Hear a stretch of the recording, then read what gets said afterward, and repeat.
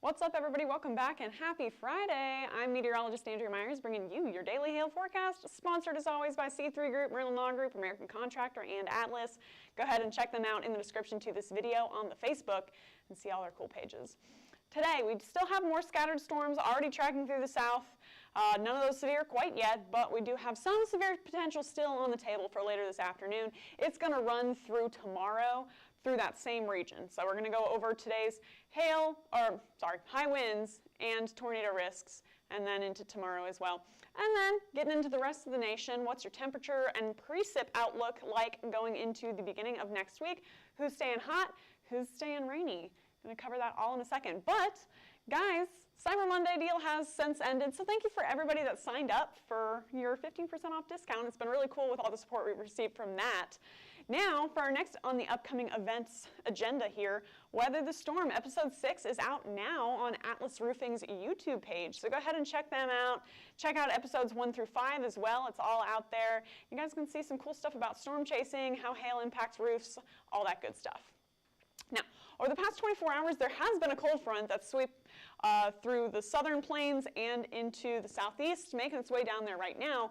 A lot of us staying nice and warm until the bulk of that line moves through. But if you're in like Oklahoma, North Texas, out through Missouri, temperature has dropped quite a bit from that cold front that has passed. So it is sense weakening, and we do still have some scattered storms happening here and there. You can see them really well in the Gulf, and then a pop-up or two through Louisiana all the way up into Alabama.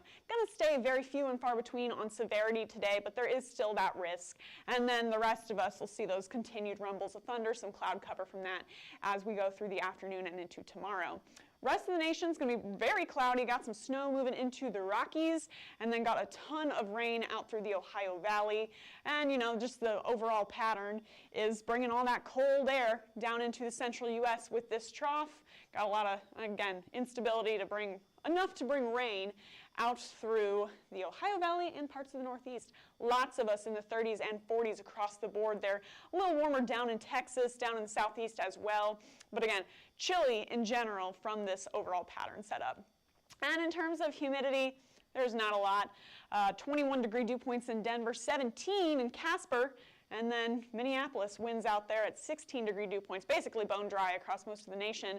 But we do have that pocket of 50s and 60s, so we can't discount severe weather happening in the South Plains with that amount of humidity and with the remnants of that cold front. And our significant tornado parameter picks up a little bit on it as it passes through Alabama. We got a flicker of some higher values here in the next hour or so with that continued band of storms. And then really the rest of the region just seeing some very muted values here and there in our forecast models, just putting together all those parameters for, rotation in the upper air, humidity, instability, all of that, not really putting out a ton for tornadoes, but, again, you still got little bits of those values here and there, so you got to kind of keep an eye out on the southeast as we get those individual storm cells expected to track through in about an hour here, and then that'll continue off to the east before we get another group of storms tracking through late tonight into Louisiana and Mississippi.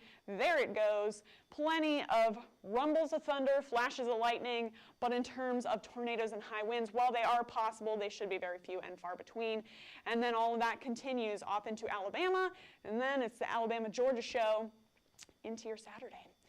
So for your wind forecast today, it's going to be that whole coastal area, pretty much from Louisiana out into the Florida Panhandle. If you guys are in New Orleans, if you are in Mobile, if you're in Lafayette, anywhere in between, just south of Jackson and Montgomery, that's where our high wind forecast will be for today. 60-mile-an-hour gusts here and there, and it's just going to be very little pockets, so everybody's on the low end for that.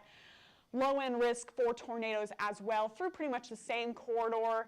There is potential for spin-ups, but it should be one or two. It's going to be very, very few and far between from Lafayette into Mobile and a little bit further out to the east through Florida. Then tomorrow, I wish I could tell you guys that the rain is going away, but it's not. It's going to stick around for Saturday. Got some more storms passing through Georgia and Florida. Going to wake up to a very rainy morning and afternoon if you're out through that area, pretty much through most of southern Georgia, and then some isolated cells through parts of southern Alabama as well. Now, as that all tracks to the east, there you are by 5 p.m. on Saturday, still seeing a line of storms and then a couple of individual clusters tracking through Alabama with the continued severe threat being on the low end, but continuing nonetheless. And then I wish I could tell you that rain's going to clear out for your Sunday, but we're still going to have potential lines of storms tracking through Atlanta, Macon, parts of Montgomery onto your Sunday morning. So got multiple rounds of rain to work with into this weekend if you're out through the southeast today and tomorrow, and you got that chance for wind and tornadoes as well. So just to the east of New Orleans is where that risk is going to start, all the way out towards the Tallahassee area, Mobile, Montgomery. You're in it for tomorrow's wind forecast, as well as tornadoes. Everything is going to be just scattered little pockets of that severe weather. So you might hear an alert going off on your phone, or you just, again, seeing all those lightning flashes tracking through with multiple waves of thunderstorms. So again, Montgomery, Mobile, New Orleans, all the way east into the Florida Panhandle, once again dealing with those severe storms into tomorrow. So for the rest of us, for 48-hour forecast temps through Sunday, Oklahoma, Tulsa, you guys might be a little chilly, warming up into the upper 50s for our highs, but overall it's staying pretty cold through Oklahoma, through parts of North Texas into the weekend. Houston, you guys have a chance of being a little bit warmer further south. That helps you out. And then out through the Colorado Front Range, still seeing very cold weather, but at least you guys get snow. I would prefer to see some snow if it's going to be that cold, so at least you guys got that. And then down through Georgia and the southeast, warmer for you guys as well. Now here's our upper jet stream pattern, all right? So we have that trough that has been tracking eastward through the U.S. into this week.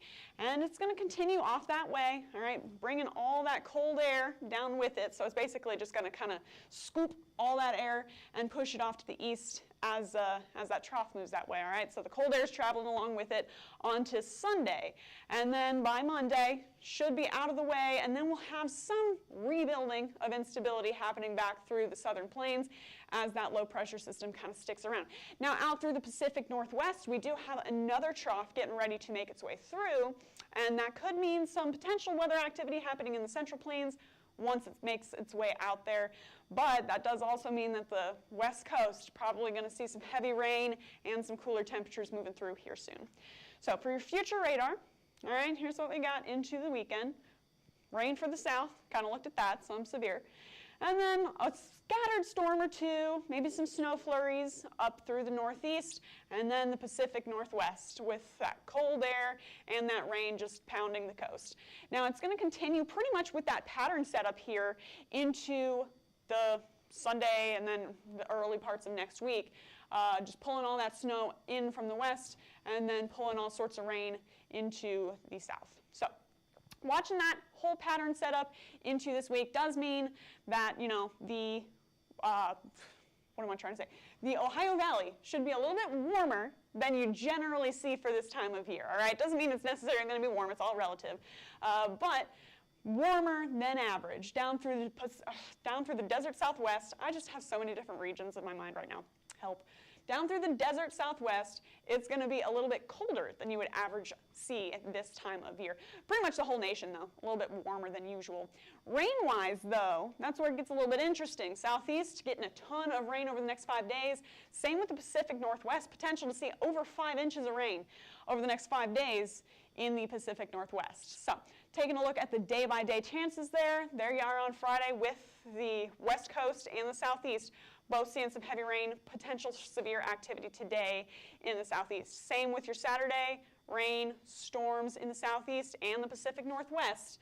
And then finally by Monday, that pattern is going to shift up just enough to be putting most of that rain out through Oregon, out through California and Washington, and then we got heavy rain chances for you guys slamming into the coast and potentially producing quite a bit of rain for the beginning parts of next week. So for your extended rain outlook, yeah, southeast, Pacific Northwest, very much wetter than average for this time of year with all that rain moving through.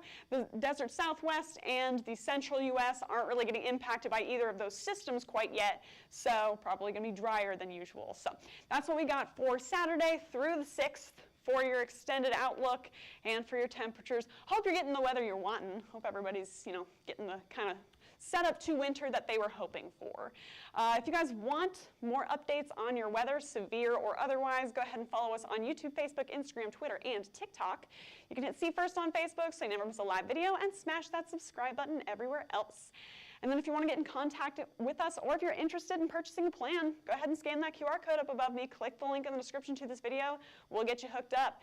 You can also give us a call at 855-334-4245, email us at info@hailtrace.com, or check out hailtrace.com for more details. And we'll be back Monday with more weather updates. I hope everyone has a wonderful weekend. But for now, I'm meteorologist Andrea Myers. Thanks for watching.